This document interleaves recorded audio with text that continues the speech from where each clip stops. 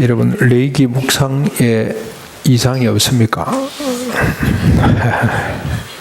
레이기 읽기 전선에 혹시 이상이 없는지는 모르겠습니다만, 우리 저 권사님들도 지난번 모임할 때 보니까, 아이고, 이거 빨리 좀 건너갔으면 좋겠다.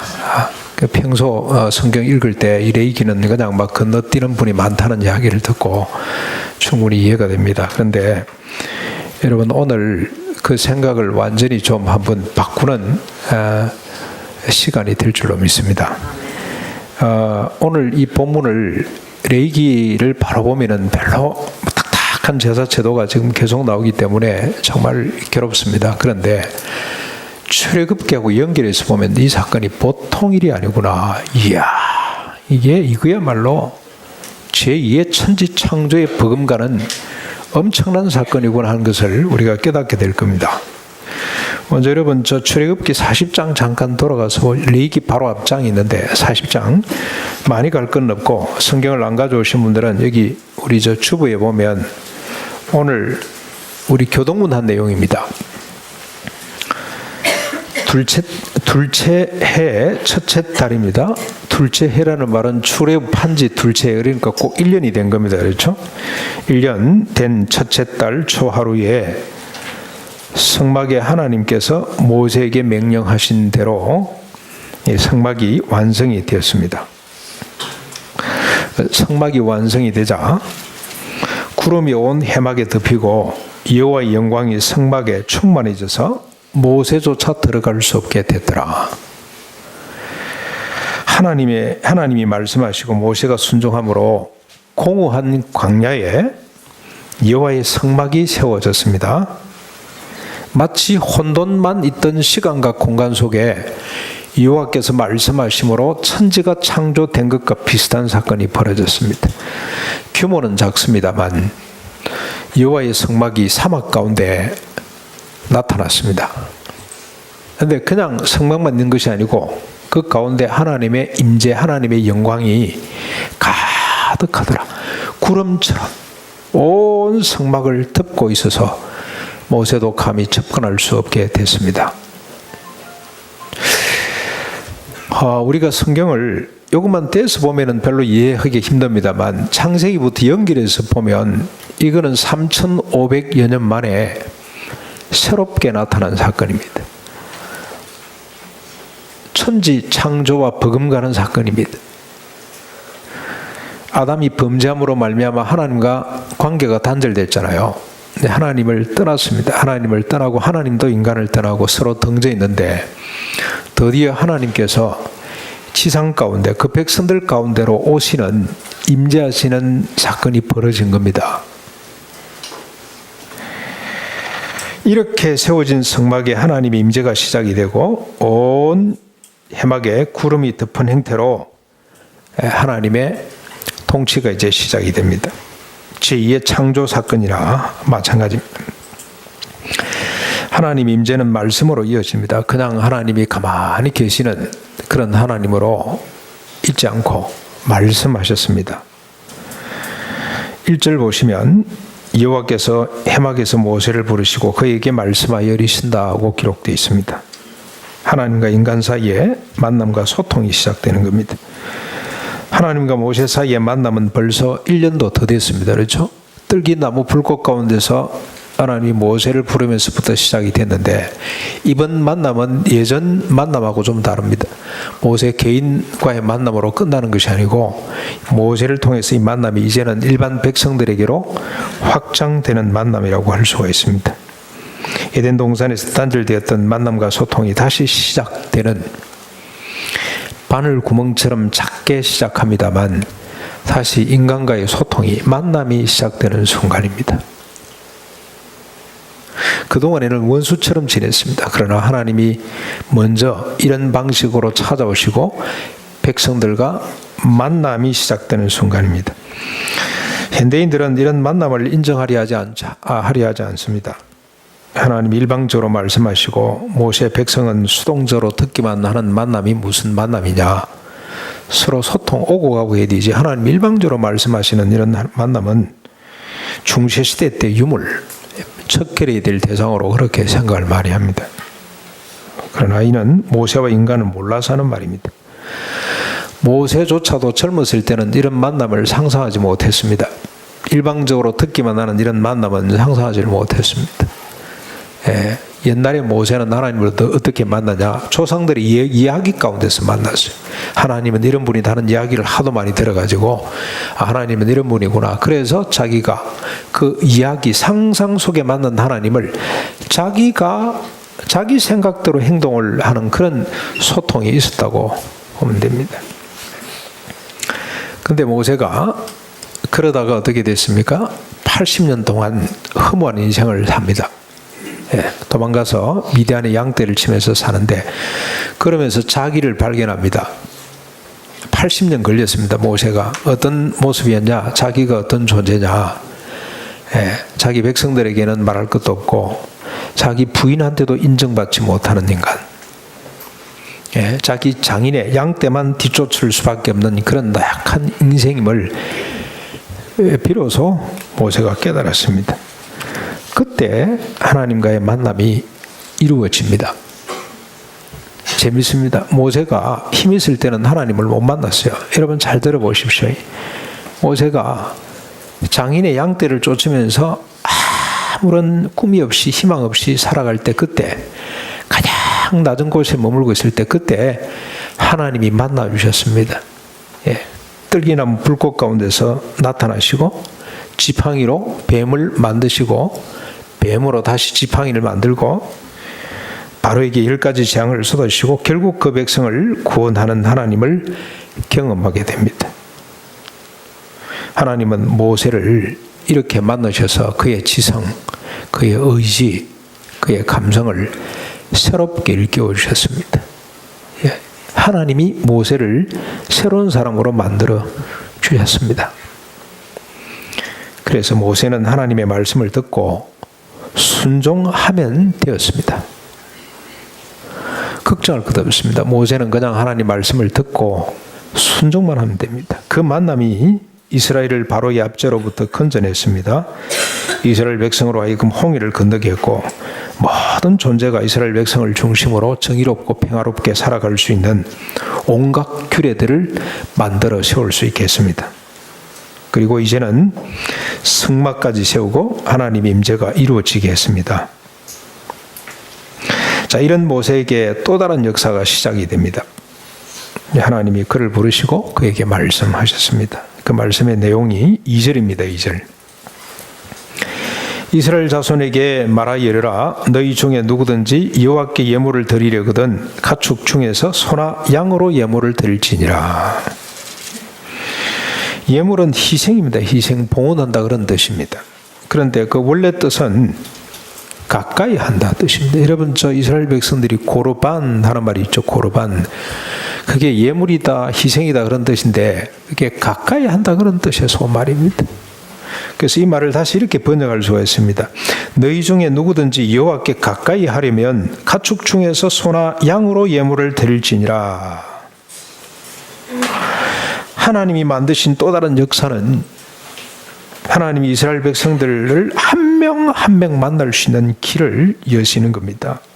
누구든지 소가 없으면 양이나 염소, 양이나 염소가 없으면 비둘기 새끼라도 들고 가면 하나님을 만날 수 있는 길을 모세가 대표로 만나는 것이 아니고 백성들이 하나님을 만날 수 있는 길을 열어 놓으시는 겁니다.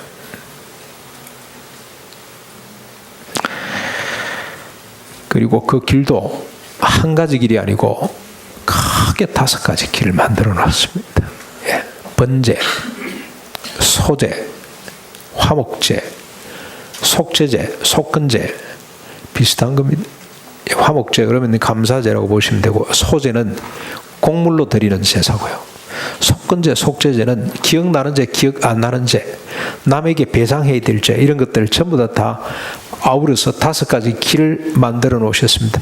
언제든지 어디서든지 뭐 장소는 좀 제한되기는 했습니다만 언제든지 어떤 형태로든지 주님과의 만남 소통을 위해 주님이 이런 길을 열어놓으셨다는 겁니다. 그동안에 원수가 돼서 서로 다쳤던 관계를 주님이 다시 여는 장면입니다. 어떻게 보면 에덴 동산의 재현이라고도 할 수가 있습니다. 원래 에덴 동산은 범죄하기 전에 어땠습니까? 아담과 하와가 늘 하나님과 함께 동거했습니다. 하나님을 언제든지 만날 수 있고 부를 수 있고 하나님도 그 백성들을 만났습니다. 그런데 이게 단절이 됐는데 다시 부분적으로나마 회복되고 있는 순간이 오늘 레위기를 통해서 우리에게 밝혀주고 있습니다. 주님께서 소를 번제물로 드리는 경우를 이제 말씀을 하셨는데, 번제라는 것은 이건 바로 희생을 말하고 희생 헌신을 말합니다. 하나님을 만남이죠. 그런데 그 반드시 속죄가 필연입니다. 이 흠없는 수컷을 드리라고 했는데 이거 주님이 하나님이 여호와 하나님이 수컷을 좋아해서가 아니고 수컷이 뭐 고기가 맛있어가 아니고 수컷이 부담이 없기 때문입니다. 시골 농부들 암송아지를 하면은 참 기뻐합니다. 재산입니다. 엄청 비쌉니다. 그런데 수송아지를 하면 어떻게 빨리 처분할까? 그거밖에 생각하지 않습니다. 수소는 동네 한 마리만 있으면 됩니다. 암소는 재산입니다. 그래서 주님은 백성들을 배려해서 수소를 바치도록 했습니다. 예. 요즘 같으면 헌금 부담이 없도록 해주시다 이렇게 보십니다. 헌금이 없어서 예배를 못 드린다 그런 걸 없애기 위해 예수님도 이걸 여러분 저 과부에 2렙돈을 더 귀하게 보시는 렙돈은 지금 돈으로 치면 한 1,000원쯤 됩니다. 어쩌다 보면 여러분 1,000원짜리 하나도 없을 때가 있잖아요 집에. 그때 그 자그마한 예물도 주님께서는 귀하게 보시는. 그래서 그 만남 주님을 예배하고 주님을 찬양하고 주님이 또 은혜를 베풀고 하는 이 만남에 방해받지 않도록 주님이 주신 제도라고 보시면 됩니다. 자, 이렇게 하나님께 나가는 제사에는 형식이 필요합니다. 형식, 절차가 필요합니다. 그게 4절부터 9절까지인데 이 절차를 한번 보시죠. 여러분 의미 없는 절차가 하나도 없습니다. 예, 이 형식 가운데 하나님의 거룩한 뜻이 들어가 있는데 그걸 우리가 찾아야 됩니다.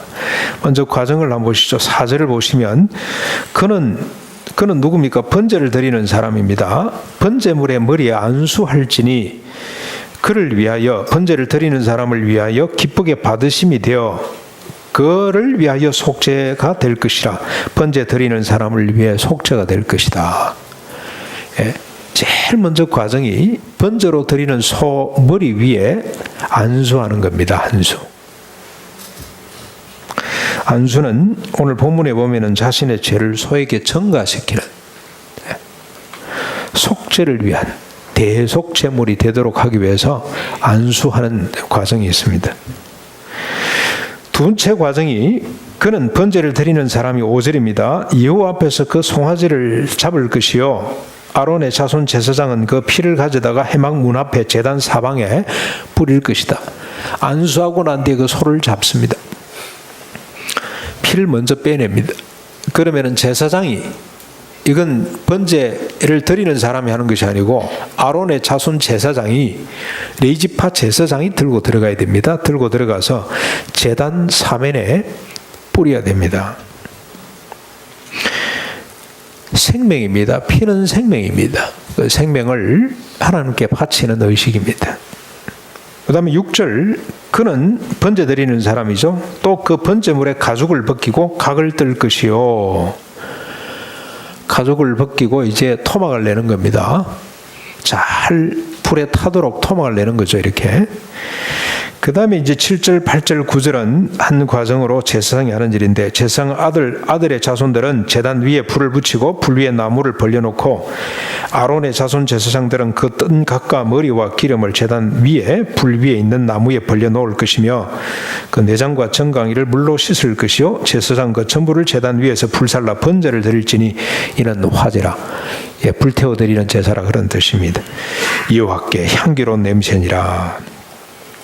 가죽을 제외한 모든 것을 몽땅 다 불태워 냄새로 올려드리는데 하나님은 그 냄새를 향기로 맡으신다.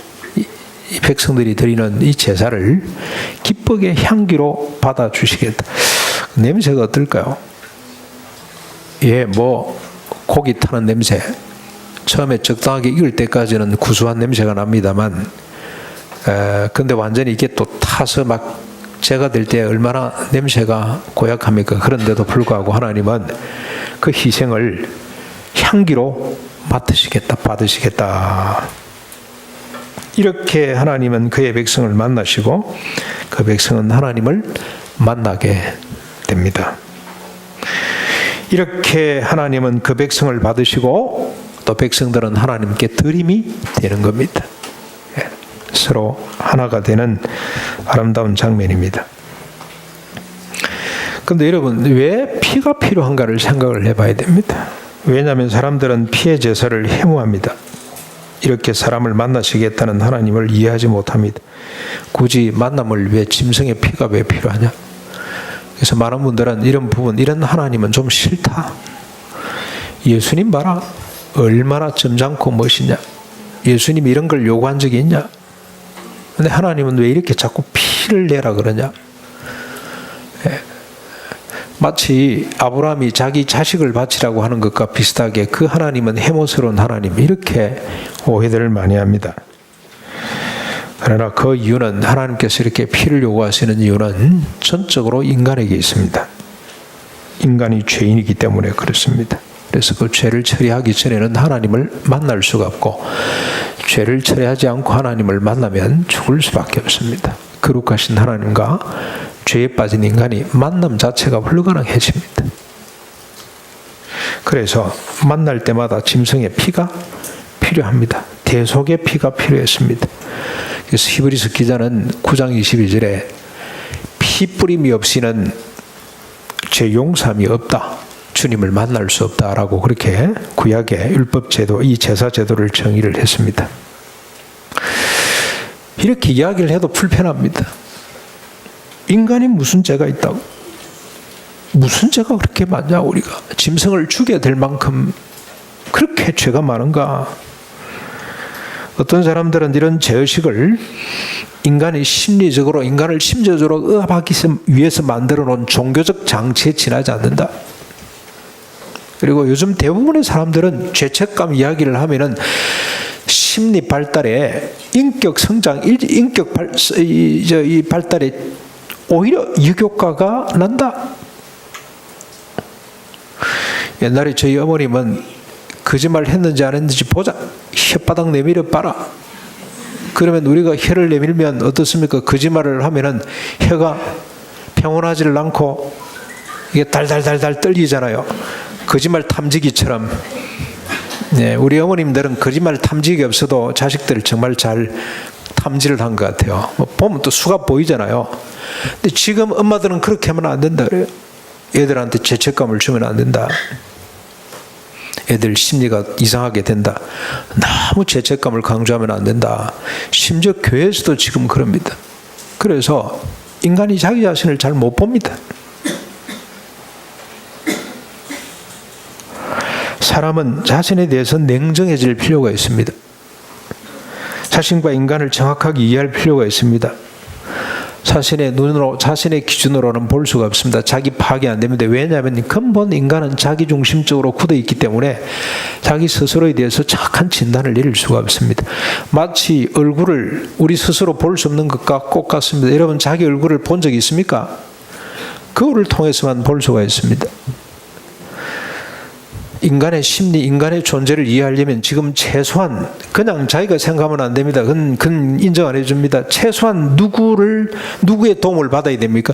프로이드라는 사람의 도움을 받든지 아니면 락강의 도움을 받든지 받아야 돼요. 그 사람들의 책을 가지고 자기를 점검할 수밖에 없습니다. 아, 내가 이런 사람이구나. 내 자존감 이 정도밖에 안 되는구나. 그렇게 자기 파악이 됩니다. 그런데 프로이드와 락강의 도움을 받는다는 거 얼마나 어리석은지 모릅니다. 그 사람들의 이론들이 계속 바뀝니다. 프로이드 다음에 락강이 나왔죠. 락강이라는 사람은 지금은 완전히 그냥 난도질을 당하고 있다고 보시면 됩니다. 믿을 수가 없습니다. 우리 설린옥 자매님이 계시는데 미국에 제이 아담스라는 사람이 다시 부상이 된다. 그 사람은 한 50년 전에 사라졌던 인물입니다. 근데 다시 주목받습니다. 심리학이라는 것은 이토록 변화무쌍합니다. 자꾸 바뀝니다. 그러나 영원한 진리가 되시고 하나님이 쓰신 성경책으로 우리를 진단해 봐야 됩니다. 성경책에 비추어서 우리를 판단할 수 있어야 됩니다.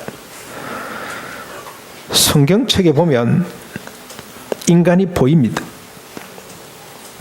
창세기 3장에 의하면 인간은 하나님을 등짐으로부터 자신의 책임을 아내에게 전가하는 존재, 동생에 대한 질투심 때문에 동생을 돌로 쳐 죽이는 존재라고 밝히고 있습니다. 이게 인간입니다. 그래서 6장 5절에 오면은 이런 인간들에 대한 정의를 내립니다. 어떻게 내립니까? 여호와께서 사람의 죄악이 세상에 가득함과 그의 마음으로 생각하는 모든 계획이 항상 악할 뿐임을 보셨습니다. 그래서 홍수로 다 진멸할 수밖에 없었습니다. 이게 인간입니다. 이런 인간에 대한 정리가 이제는 시내산에서 십계명을 주심으로 더 확연하게 드러납니다. 이 십계명을 보면은 인간이 얼마나 죄인인가, 죽을 수밖에 없는 죄인인가 하는 것이 확연히 드러납니다. 제일 첫 번째 계명이 뭡니까? 나 외에 다른 신을 두지 말아라. 두 번째는요, 자기를 위하여 우상을 만들지 말며 섬기지 말아라. 자기를 위하여. 세 번째가 여호와의 이름을 욕되게 하지 말아라. 망령되이 부르지 말아라. 네 번째가 안식일을 기억하여 거룩히 지키라. 거룩히 지키는 것은 일 안 하는 겁니다. 쉬는 겁니다. 네, 여러분 우리 고3들 되면은 교회를 안 나와요. 지금 우리 고등학생 8명인가 되는데 4명밖에 안 나옵니다. 쉴 줄 몰라요. 인간은. 왜 그렇습니까? 뒤진다는 생각 때문에, 더 많은 걸 갖고 싶은 욕망 때문에 쉴 줄 몰라요. 근데 우리가 이런 법이 없을 때는 안 쉬어도 죄인 줄 몰랐습니다. 그게 잘못된 줄 몰랐습니다.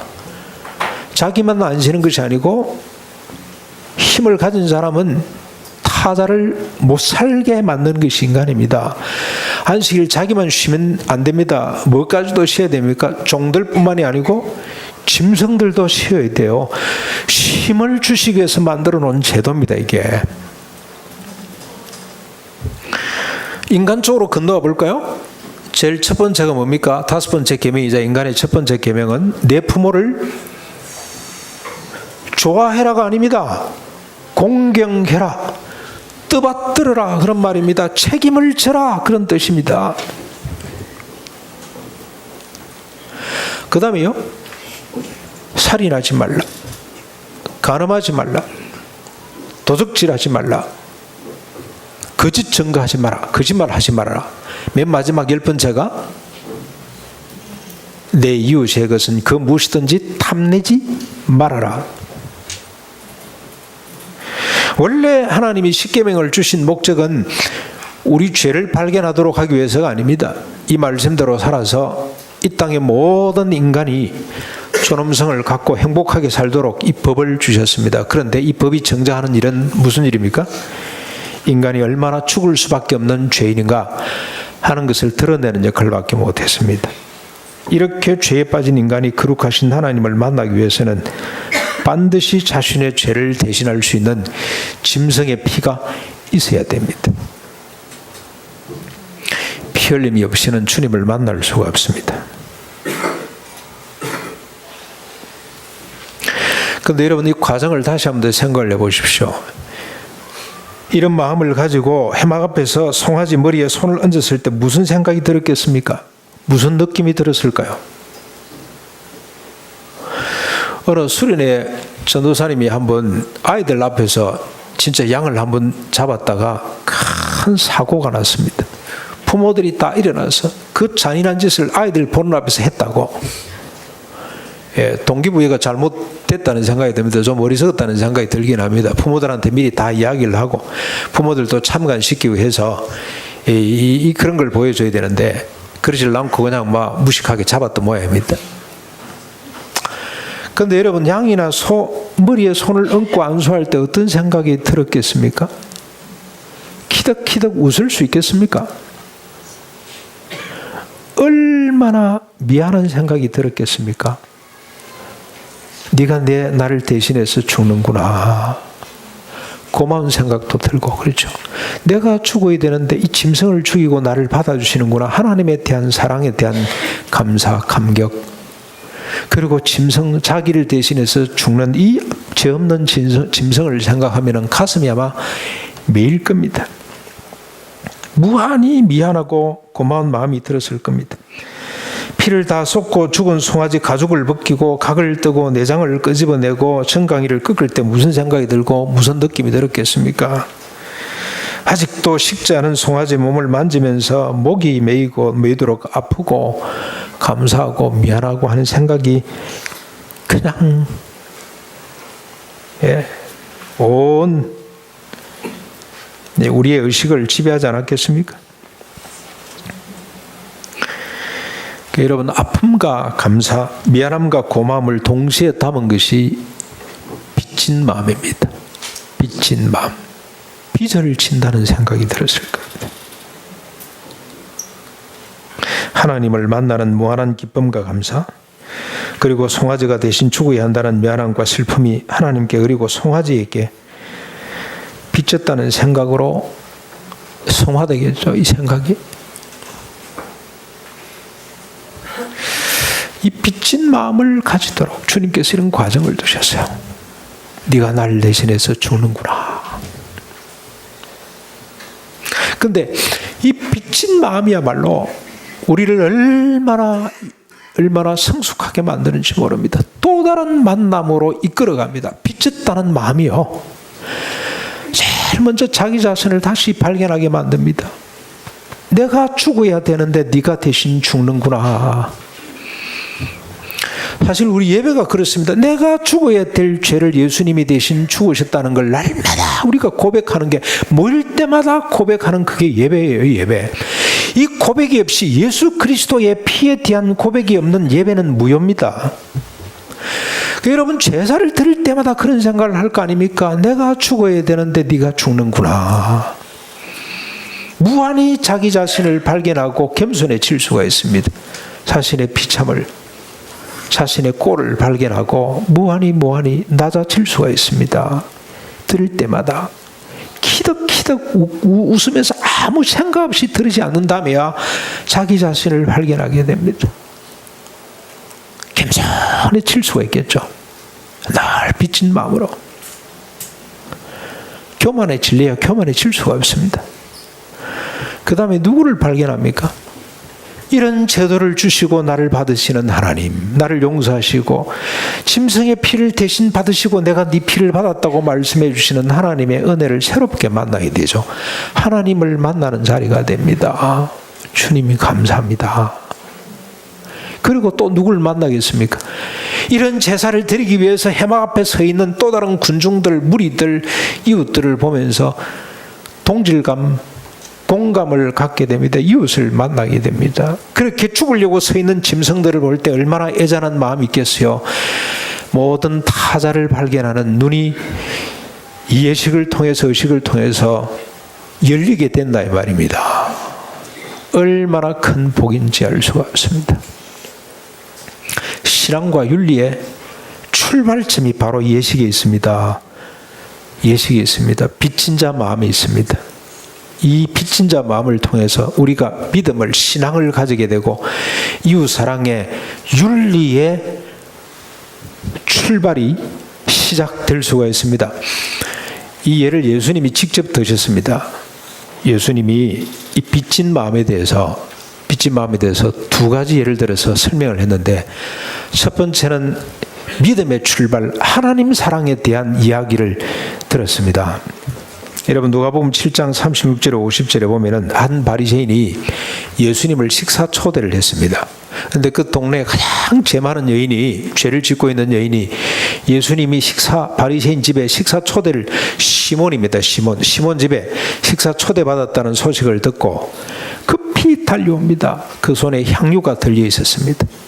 오자마자 눈물로 예수님 발을 적시고 머리털로 예수님 발을 닦고, 그리고 그 발에다 입 맞추고 옥합을 깨뜨려서 향유를 부었습니다. 그랬더니 바리새인 시몬이 보고 비웃습니다. 마음속으로, 아이고, 저 인간이 선지자라면 저 여자가 어떤 여자인지 알 텐데 저걸 그냥 내버려 두고 있는 걸 보니 저 양반 저 엉터리다 엉터리, 이런 생각을 하고 있을 때 예수님께서 그에게 말씀을 했습니다. 비유를 들어 질문을 합니다. 시몬아, 두 사람이 빚을 졌는데 한 사람은 500데나리온 빚졌고 한 사람은 50데나리온 빚졌다. 근데 불쌍해서 두 사람 다 탕감해 줬다. 누가 더 탕감해 준 사람을 사랑하겠냐? 누가 더 사랑하겠습니까? 많이 빚진 자입니다. 그랬더니 예수님께서 옳다. 너는 내가 집에 들어올 때 입 맞춰 주지도 않았고, 발 씻을 물도 주지 않았다. 그러나 이 여자를 봐라. 들어오자마자 내 발에 눈물로 발을 씻기고 머리털로 씻고 내 발에 입 맞춰줬다. 너는 나한테 감남류도 하나 붙지 않았다. 그런데 이 여자를 봐라. 옥합을 깨뜨려 전 재산을 나한테 지금 붓고 있다. 네 말대로 많이 탕감받은 자는 많이 사랑할 것이요 적게 탕감받은 자는 적게 사랑할 뿐이니라. 그렇게 말씀을 하셨어요. 하나님의 사랑이 어디로부터 나옵니까?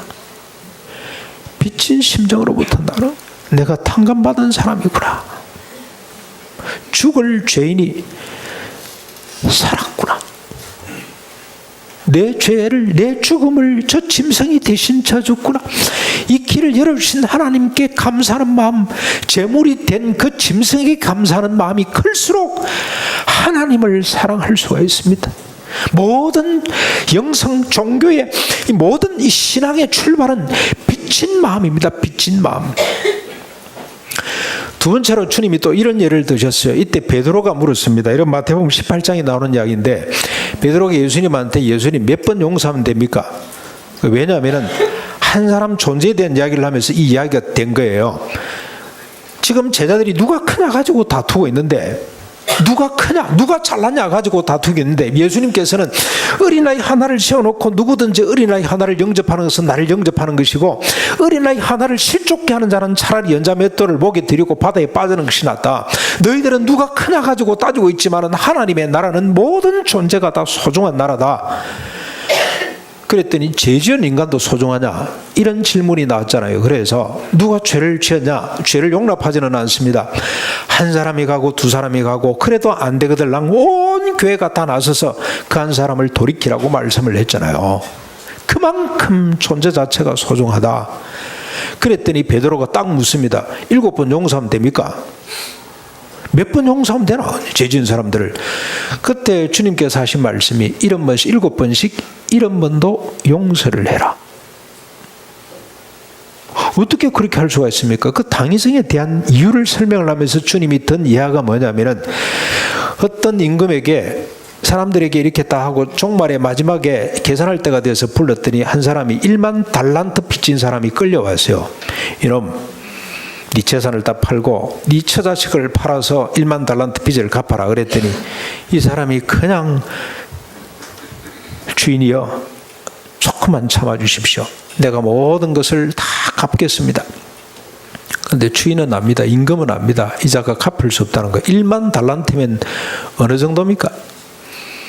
1만 년 연봉 아닙니까? 그렇죠? 갚을 수가 없어요. 그래서 불쌍히 여기서 탕감을 해줍니다. 그랬더니 이 자가 탕감을 받고 나가다가 자기한테 100데나리온은 석 달치 봉급 정도 됩니다.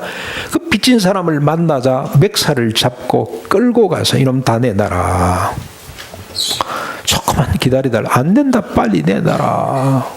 그 모습을 본 주변 사람들이 너무 안타까워서 임금한테 가서 이야기를 했더니 임금이 다시 불러들여가지고, 이놈, 내가 네 1만 달란트 탕감을 했는데 너는 지금 100데나리온 그걸 해결 못해서 내놔라고 맥살을 잡았어? 그러면서 이놈을 옥에 가두어서 다 갚을 때까지 내놓지 말라. 그리고 주님이 하신 말씀이 뭔지 아십니까? 너희가 각각 마음으로부터 형제를 용서하지 아니하면 나의 하늘 아버지께서도 너희에게 이같이 하실 것이다. 윤리의 가장 중요한 덕목이 용서 아니겠습니까? 누가 용서할 수가 있습니까? 1만 달란트 탕감받았다는 빚진 마음이 있어야 돼요. 빚진 마음. 이걸 지금 주님께서 이 제사를 통해서 우리에게 교훈해 주고 있습니다. 빚진 자 마음. 이처럼 하나님 사랑과 이웃 사랑에 출발한 빚진 자 마음입니다. 믿음과 윤리의 근본은 빚진 자 마음입니다.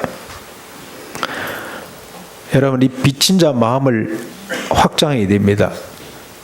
내가 빚이 많은 사람이었구나 하는 생각을 갖는 것이, 이걸 확장하는 것이 이게 신앙 교육입니다. 이게 영성입니다. 그런데 여러분, 이 영성을 가지려면 어떻게 하면 됩니까? 바울의 예를 보시면 됩니다. 바울만큼 빚진 자 심령이 강한 사람이 없습니다. 그래서 바울만큼 제사 드리기를 기뻐하고 신령과 진정으로 온 몸으로 온 마음으로 제사를 드린 사람이 없습니다. 그런데 바울이 어쩌다 다윗입니다. 다윗이 어쩌다가 그런 사람이 됐습니까? 하나님 말씀에 목숨을 건 사람이기 때문에 그렇습니다. 하나님 말씀에 가까이 가면 갈수록 자기가 얼마나 죽을 수밖에 없는 죄인임을 깨닫게 되고, 그걸 깨닫는 것만큼 빚진 자 심정이 커질 수가 있습니다. 그래서 우리가 성경을 읽을 때 빚진 자 마음을 확장해 갈 수가 있습니다. 이 빚진 자 심정이 커지면 커질수록 제사와 예배, 예수님의 십자가 부활이 영광스럽게 다가오게 될 겁니다. 그런데 여러분, 문제는 우리가 성경을 읽고 빚진 자 마음이 커지는 것이 아니고, 이게 지식으로만 쌓이면 오히려 성경 지식이 남을 공격하는 날카로운 무기로 바뀌게 됩니다. 우리가 바리새인들을 통해서 봤고 서기관 제사장들을 통해서 봤습니다. 성경을 읽으면서도 빚진 자 마음이 커지지 않는다면 그 성경 읽기는 근본적으로 다시 들여다봐야 됩니다. 저는 지난 한 주간 동안 이 딱딱한 본문을 읽으면서 우리 성도님들이 얼마나 힘들까 이런 고민을 하고 있는데, 두 분을 통해서 너무너무 아름다운 나눔을 들었습니다. 고백을 듣고 정말로 감사했습니다. 한 분은 뭐라고 이야기를 하냐면은, 레이기가 자기가 가장 좋아하는 성경이래요. 레이기를 읽을 때마다 자기는 너무 감동받고 은혜받고 하나님을 찬양하지 않을 수가 없다는 겁니다. 왜 그러냐를 설명을 하는데, 다른 성경을 볼 때마다 자신이 얼마나 부족한 죄인인가를 늘 깨닫고 있는데, 레위기에 보니까 그 죄를 처리하는 길이 여기도 있고 저기도 있고, 뒤에 윤리심 부분이 나오기는 합니다만 얼마나 감사한지 모른다. 그래서 레위기를 볼 때마다 그 제사 제도가 예수 그리스도에게 연결이 되고, 얼마나 주님의 십자가 부활, 십자가 은혜가 큰지, 자기는 레위기가 제일 좋대요. 한 분은 예배 시간마다 우리가 잠시 30초 될까요? 한 1분 정도 되도록 기도하다 말고, 여기 순서에 보면은 임재와 참회 기도라는 순서에 기도하다 말고 잠시 지난 한 주간을 돌이켜보면서 고백하는 시간이 있잖아요. 그 시간은 마치 샤워하는 시간인 것 같아. 일주일 동안 먹고 사느라고 찌들린 심신이 예수 그리스도의 피로 깨끗이 정결하게 되는 샤워 시간인 것 같아서 예배 시간 중에 그 시간이 가장 자기는 감사하고 좋은 시간이다. 그렇게 고백을 했어요. 부끄럽습니다. 저는 그 시간 기억을 해서 하나님께 고백을 합니다만, 이분처럼 그렇게 감격이 저 속에 없다는 것이 참 부끄럽구나. 이 예배가 신령과 진정으로 드리는 예배일까? 저는 이렇게 생각을 합니다. 이분들이야말로 아무도 알아주지 않고 몰라주지만, 오늘도 어느 자리에 앉아 있는지 알 수 없지만 이분들이야말로 빚진 자 심령을 가진 자들이구나. 이분들이 드리는 예배야말로 신령과 진정으로 드리는 예배임에 틀림이 없구나. 오늘 사랑하는 성도 여러분, 우리도 이런 심정으로 하나님 앞에 예배 드릴 수 있기를 바랍니다. 모든 것 다 내려놓고 주님이 십자가에 달려 내 모든 죄를 대속해 주셨다는 것 자체가 너무너무 감격스럽고 빚졌다는 생각 때문에 하나님을 다시 사랑하고 이웃을 사랑하고 모든 존재를 사랑할 수 있는 우리가 됐으면 좋겠습니다. 우리 같이 말씀을 생각하면서 305장 우리 찬송 같이